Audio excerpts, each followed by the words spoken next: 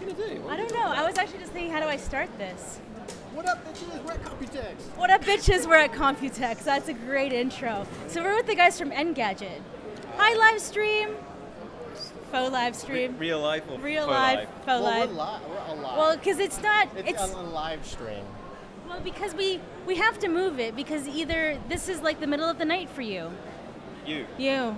That's it. We're going to give you like flirty smiles now. Okay, so how many Computexes have you guys been to? This is my fourth Computex for me. As far as I know. This is the first time I've been here. Ooh, a newbie. Even bigger. Even bigger. I'm bigger than you. It's my first time I've been to Asia. Really? Yeah, I've never. What do you think? It's hot. Damn. And you're hot. wearing 2 shirts.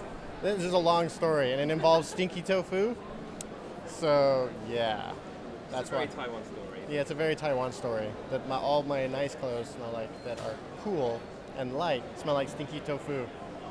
Because Richard Lai had something to do with it? This time it was Andy, but you know, same problem. So what about you? This is your 4th? Yeah, so busy, sweaty as always. Not as much exciting things as last time, I feel.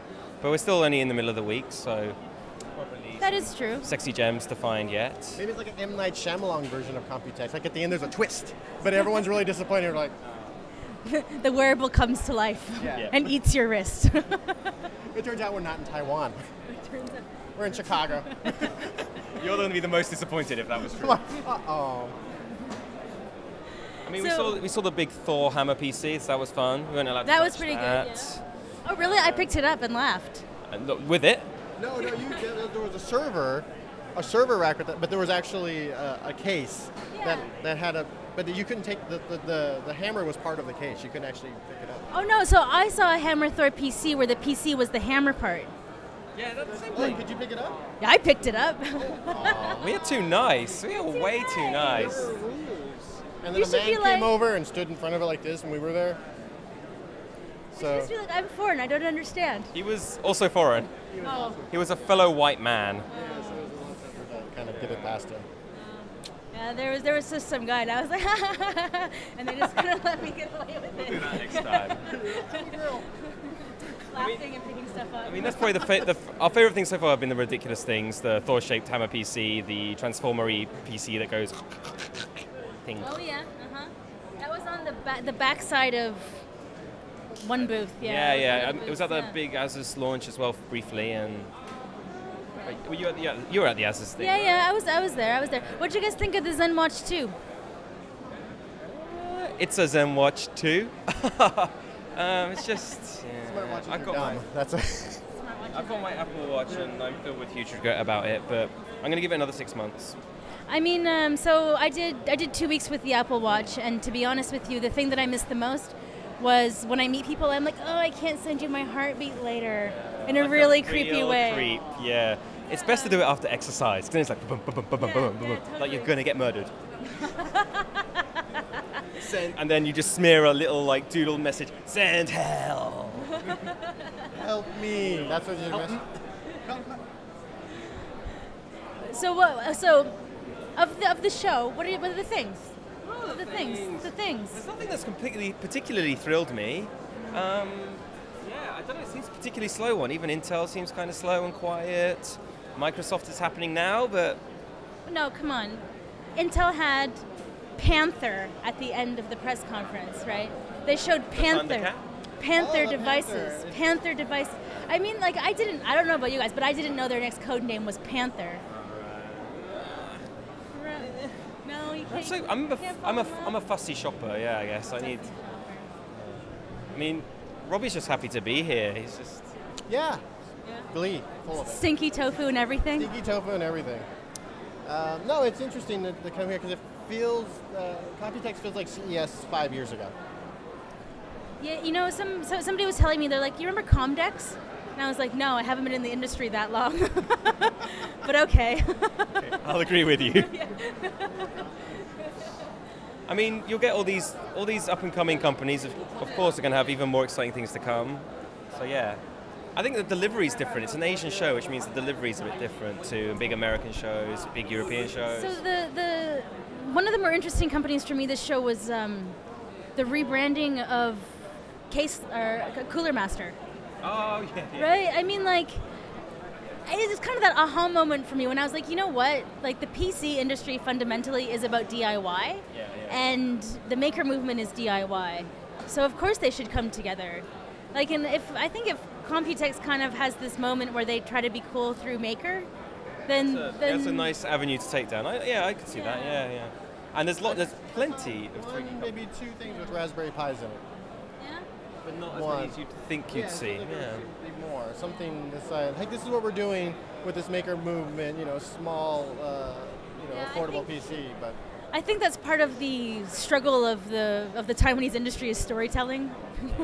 How to sell it, how to pitch it. Yeah. Or even had like they don't even know what their own story is. They're like, we make this component. It's small. Our biggest concern, me and Robbie's biggest concern, is we've been desperately trying to find backlit keyboards, lightning cables, smart home security cameras, and can't find any of that stuff.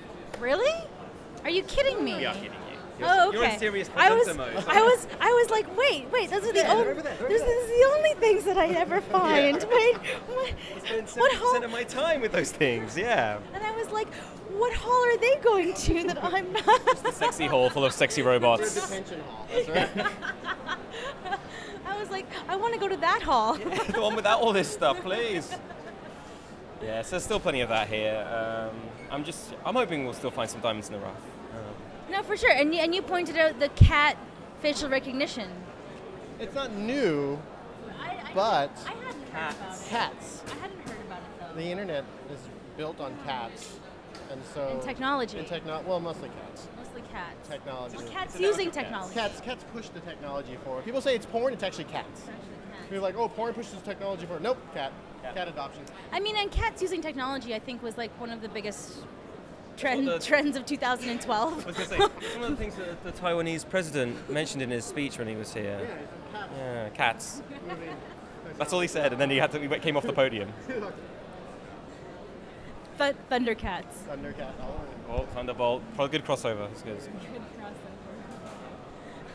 I'm sure there'll be something more. I think I'm just tired and cranky now, and it's time to eat, Zhao Long Bao and weep. Or cranky. I just want to write something. I just want to write something. I just want to find something that's cool, and I feel like there's the Computex is in this weird timetable within the middle of the year where people aren't really releasing anything new.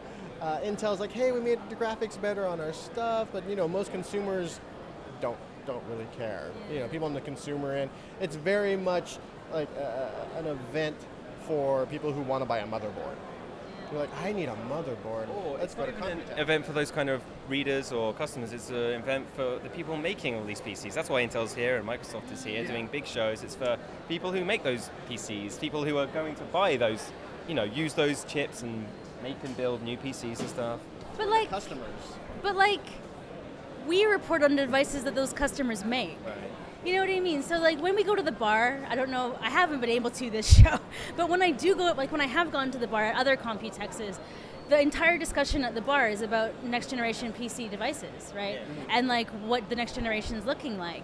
Like I just kind of wish that somehow we could translate the conversations we hear into actual stories with photos. Because right now it's like, it's coming, it's going to be amazing. Don't tell anybody though, right? I mean like, that's half the problem with wireless charging. You've had the story or you've had the sale and now it still hasn't taken off because, I don't know why, it's just complications. You have to buy another case for your phone and then you have to find this, you have to buy another, and you're like, well, I can just buy a cable.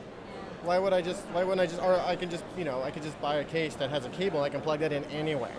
Or wireless charger, like, oh, you can charge anywhere. Like, I kind of do that now. I could see it hitting off, and this is something that's already happened, but like, if Starbucks and McDonald's install it in their tables, then people start using it, then they'll want it in their homes because they find the convenience of it or the ease of it. They have it in Starbucks in San Francisco. I know that happens, but it doesn't happen enough, or, there's that white point. Yeah. So, you guys are right. What are you're totally right. What are the trends of the show? Now you have me thinking about it, and I'm kind of like, maybe come closer to me as well, just to make sure you're in frame. Incremental updates to the components that power your awesome things. It's a really long... That is so unsexy. It makes me want to hurt myself. Exactly. I think Richard Lai, another co-op of ours, he mentioned that this show you've seen wireless charging all come together, and you've also seen USB-C. Yeah. My favorite thing of the show. Robbie already knows this. Yeah. No, my favorite unsexy thing of the show. That also coming together, and now Thunderbolt is going to be USB-C. So this is the new. As you've had USB for like 20 years, this is that new version of that power. No, data. So here's my thing with USB-C. I'm totally on board, love it 100%, want to make out with it, but I don't understand the power structure and when things are data and when they're fast and like there's like I thought USB-C, it's going to be great. There's so many things about it, but there's so many different positions between like complications and like selling that to the consumer to be like, wait, but it's USB-C type blue shield. TBC, literally to be. Yeah.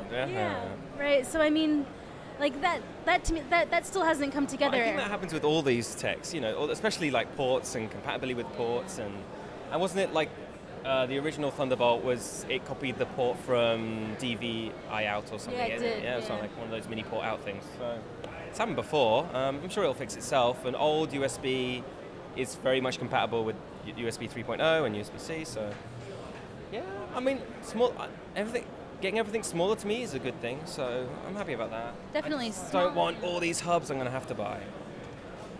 Yeah, no, it's true. There's going to be a lot of hubs in our future. Yeah, that's the most USB-C thing I've found. USB-C? Yeah, USB-C. And connectors. And connectors. And pass-through connectors. And like, well, you only have one port, and so you got to get a pass-through, and yeah. And for us and for the hardcore tech group, they're like, oh, that's totally fine because it's the future and it's this. But the average, but the average consumer's like, why do I have to buy something to connect more than two things to my computer? Like, no, but it's the future. They're like, don't like this future. Yeah. Okay, so there was one interesting announcement that I wanted to get everyone's take on because. I was at IDF Shenzhen with Richard Lai, and he comes up a lot. We'll have to get him on the stream. He's more height compatible, I think. I know. You should have a little picture of him. Just walk around with on a stick. And so Richard and I were talking a lot about like this show and like some of the ones in Hong Kong, and about how budget PCs are going to be having, or budget tablets are going to be having their heyday again. Right. Like because like Intel's got their X3 and like they have their Rock chip partnership, and then Qualcomm did something that I was like, Meh? Yeah, right, and I haven't had a chance to really think about it, like to be honest, right? Well, they're all-winner partnership, So right? they're doing exactly the same thing, aren't they? And I was like, wait, did Qualcomm just play catch-up with Intel on mobile? That seems like... But Intel have got a lot of clever people. They've just... Yeah, I think up until very recently, Intel was kind of too invested in the PC stuff to kind of completely understand the mobile and where it was all going, and the scale of everything, and the insanity of mobile. And now they've kind of got their act together, and maybe they've brought mobile-savvy people into the company, but now they know. Lots of people are going to want cheap phones. Lots and lots of people are going to want cheap phones. So let's get another company in, do a bit of the heavy lifting, and make millions more. Yeah, they really consolidated that whole section because they had the mobile section, and there was just a bit of a mess. And when you question them about it, they would just get very upset, and they'd be very... Start crying. Yeah, in the meetings. I'll tell you a story later about crying. This is the bar talk we were talking making about. people cry in meetings. Again. But they finally sort of got their mobile, they got their jam together, and they're kind of moving forward, and they're in other devices. And if they have to start, down at the bottom and work their way up, then that's what they're going to do right now. Isn't that what Qualcomm did to some extent? Qualcomm wasn't really known, and then smartphone boom happened, and then everyone knows what Qualcomm is. Well, probably most people watching this know what Qualcomm is. Yeah. They make chips. Like with fish and chips. With the dragon. Different. Very Chinese.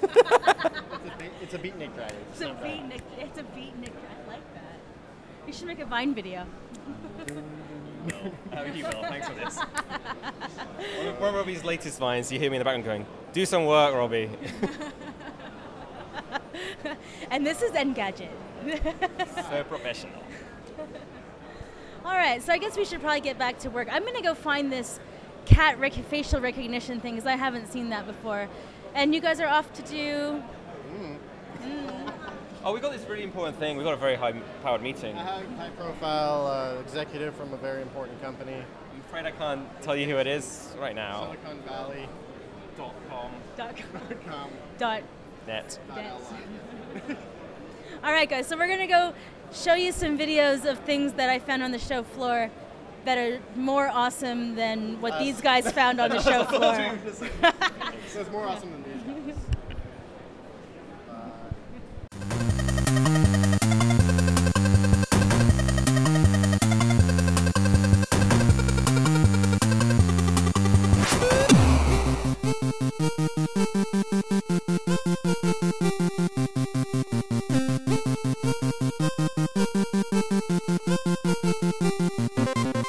15, and as you can hear, it's very loud around me. We're in Asia, and MSI is definitely trying to get your attention.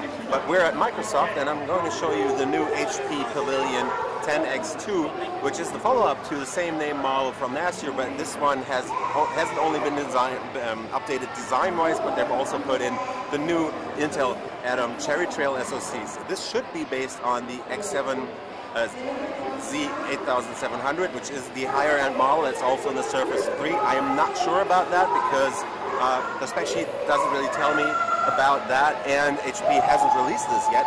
So this is definitely the first time we're seeing this.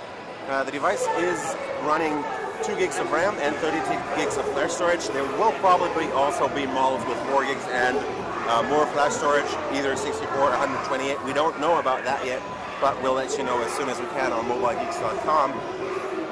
Let's take a quick tour, and as you can see, this is attached to the keyboard base with magnets, and the keyboard base is actually a fully sturdy version, not a flimsy type cover like on the Surface 3. I cannot really unlock this device because the Windows 10 version that is on here right now doesn't really run well. They haven't been able to set this up fully because they've been playing around with it for more than an hour and it hasn't been working yet.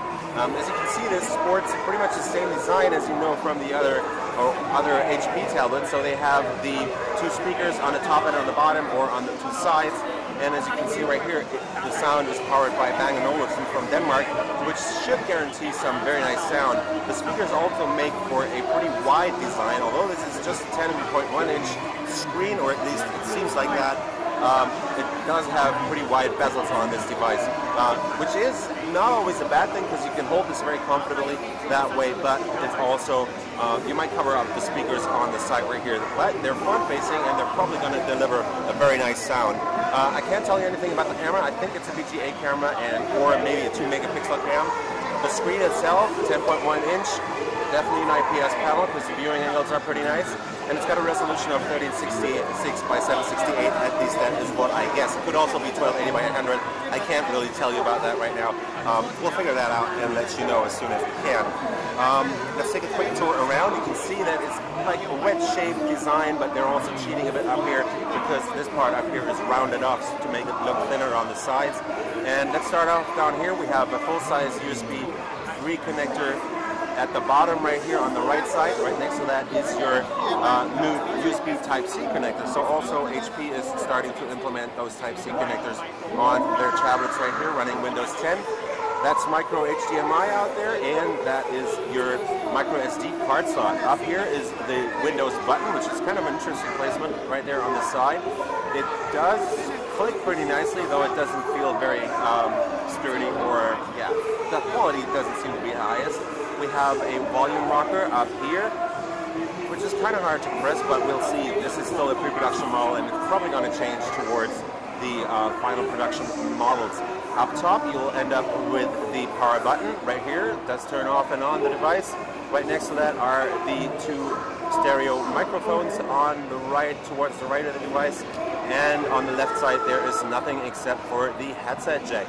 My guess would be that charging is realized through the USB Type-C port, which is a good thing, as you can push up to 100 watts through that small port down there, so charging shouldn't be a problem and it should work out pretty fast. On the bottom, you got the docking ports. These are the connectors where the device hinges onto the keyboard, and this is the pogo pins connected to the keyboard base, which isn't powered, and it's not connected through Bluetooth or anything. The whole thing is made out of plastic. It does feel a little cheap because it's pretty easy to, or there's like maybe half a millimeter, but you can feel that I can press on the back and it actually touches the innards of the device. But other than that, it feels pretty sturdy. It doesn't really bend at all. Well, this thing actually does bend because it's still a pre-production model, my guess would be, and they're probably going to work on that. The weight of the tablet is, as a whole package, supposed to be around 800 grams, including the keyboard, so the tablet itself seems to be around 500 grams, my guess would be. And yeah, let's take a quick look at the keyboard. It attaches through strong magnets up here, so let me just try to attach that. Oh, didn't hit the right spot there. Going like this, and there you have it. It does connect like this. The keyboard size is definitely decent because they have white spaces between the keys right here. You have huge shift keys on both sides, plus a bunch of special keys for Windows. Also, this seems to be for switching between tablet mode and the normal desktop experience on Windows 10. On the side, you can see this kind of reminds me of the Asus devices, or even the Acer Aspire Switch series, where you have this hinge back here that also tilts and connects to the device. There is absolutely no ports on the keyboard itself, though, which makes it pretty thin, and as you can see, you can actually tilt this way far back. This Mobile Geeks video is powered by Asus. Hey, I'm rolling with Mobile Geeks right here at Computex 2015, and we're taking a look at another new Asus device, and they're really pumping out the devices right here. I think we're close to 30 now. This is the new Asus Transformer Book Flip TP200, which is a cheap flip style model that has a 360 degree hinge, so you can definitely flip this over if you want to. I can fold it down backwards because there's an alarm system on here that will probably break the screen if I turn it all the way around. As you can see, we're running Windows 10, and if you look closer, I don't know if you can see that, but we're running the new Intel Braswell SoCs on here because this is based on the Intel Pentium N3700, which is a quad-core SoC running at 1.6 gigahertz base frequency, and it goes up to 2.4 gigahertz on Turbo Boost. The whole thing is an 11.6-inch device with an IPS panel and a screen resolution of 1366 by 768 in this case. Viewing angles seem pretty decent. If you look from the sides, you'll see, yeah, you can always discern everything, although as you can already see from this video that the screen isn't the brightest. That might change until the device comes to market after July and with Windows 10, I guess. But for now, it doesn't seem to be the brightest because I've already turned this up all the way. Under the hood, we also have 4 gigs of RAM maximum and up to 128 gigabytes of SSD storage on the higher priced models. The low-end models will have 2 gigs of RAM and 32 gigs of flash storage. I don't know anything about the pricing yet, but my guess would be they're going to start at around $400, maybe even less than that. Let's take a quick tour around. We have a VGA camera up here on the front. No Windows button on here, except for the keyboard one.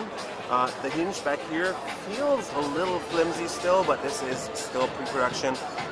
Huge shift keys on the right and on the left, and as you can see, this is a Russian keyboard, so it kind of tells you where this is going to be coming to market. We have a Windows button on the left and pretty small arrow buttons on the right over here. This feels like metal on the palm rest, but I can't really tell you if it actually is metal. The lid definitely has a metal cover on the back. The trackpad is huge. It does have a pretty good click point. It does feel pretty nice, and it's not wobbly at all. We'll see how well that whole thing works out once it comes to market.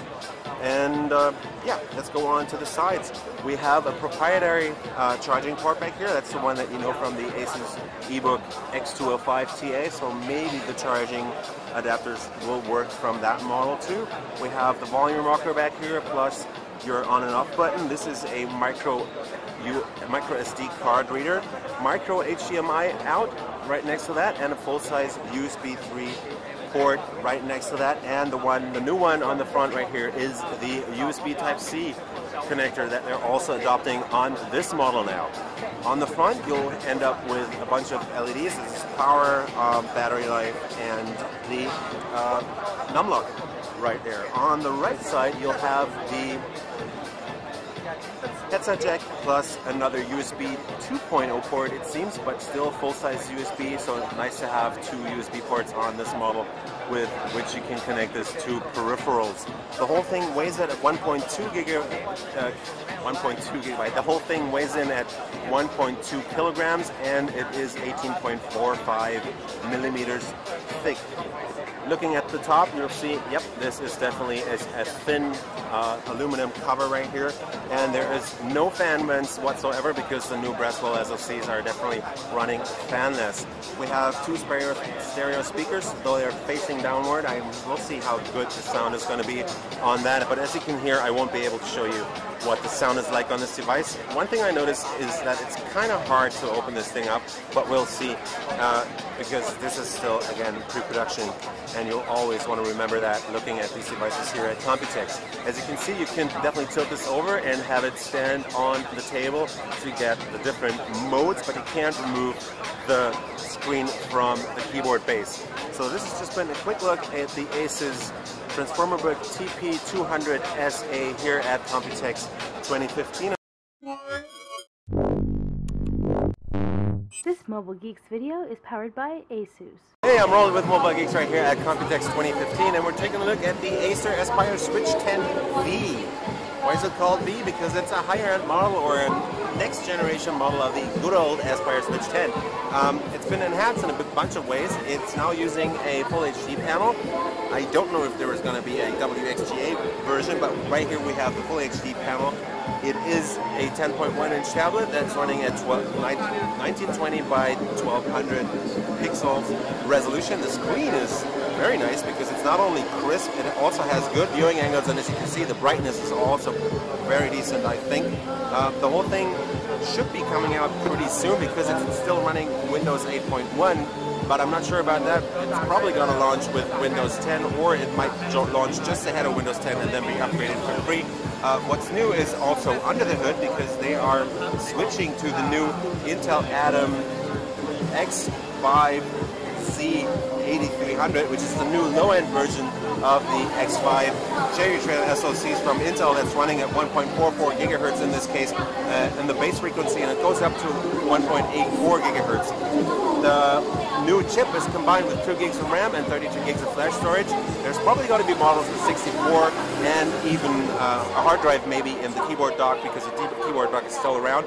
We have 2 gigs of RAM. I don't know if there's going to be a 4 gig model, but let's hope so, because the new Intel Cherry Trail chips definitely support that. Other than that, we have a front-facing camera up here, which my guess would be is a VGA cam, or maybe a 2 megapixel camera in this case.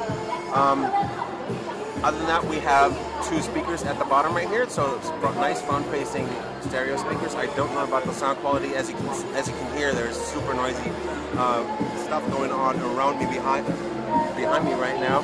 We have the keyboard docking ports down here. These are the these are the magnet hinges that hinge onto the keyboard. These are the pogo pins for the data connection between the keyboard. It's not using Bluetooth in this case. Let's go over to the side. We have your charging port right here, so they're not charging it through USB or micro USB, but you can use a proprietary charger that should definitely juice up this tablet much faster. We have a micro USB port right there. This is your micro HDMI out. Nice to connect it to an external display and use it as a desktop PC. We have a headset jack, 3.5 millimeter right there, micro SD port, a micro SD card reader, and a mic on the right. There's probably one on the left too. I don't know about the resolution of the rear-facing camera. My guess would be it's a 5 megapixel camera. Could be more. Could be an 8 megapixel camera, for example. We have a full metal back right here with this kind of scratchy pattern on here that Acer's been adopting to the other plastic covers on the other devices too. And we have a plastic cover over on top of the antennas right there. Let's go over to the, in this case, looks like the right side of the tablet. We have the Windows button right here, which is kind of interesting right there. Plus, this is your volume rocker and the power button up here. There is pretty much nothing on the top, and as I said, nope, just one mic right there. Let's just dock this into the keyboard. I don't know about the battery life, but it seems pretty light, so my guess would be it will be around 6 to 8 to 10 hours, depending on how you use the device. The keyboard docks through magnets as usual. The design is kind of weird, but we've known that from the other Acer devices because they've combined the enter button and the other buttons here, also on the left right there, and down here it's all mushed up into one, which isn't very nice when you're typing on it. Other than that, the lift on the keys seems pretty decent, and it doesn't really bend. That's nice. So if you put it down, you should be able to type very nicely. Trackpad is decently sized, has a good click to it. Actually, that's better than on the Acer or the Asus tablets or on the Asus keyboard docks. Yeah, it feels very nice, and it also has a nice touch on its surface. On the side, you get a USB 3.0 port right there, so you can hook this up to peripherals like a keyboard or maybe even your hard drive, for example, that you want to use to put bigger files on. There is one big thing that I don't like about this device, and that is if you put it down and you tilt the screen further back, it doesn't go very far without the device tilting backwards. So that's about as far as you can go back before the device tilts backwards. So that's the point where it tilts. Put it down and it's going to fall over backwards. So that's not very nice. Asus should definitely work on the design in that case right there. If you fold it down, you'll end up with a package that's, my guess would be just 2.5 centimeters thick, and it weighs in at 1.2 kilograms, my guess would be. The cover on, or the keyboard dock, is made out of plastic, and it's also got this pattern to it, so it doesn't attract any fingerprints at least. I don't know if there's going to be a hard drive in here or a additional battery. In this case, there probably is, because it feels very, very light on here. At Intel, they have technology that lets your face be your password. Oh, that is one secure password. Intel. This is where it all changes. You've got a password only a mother could love.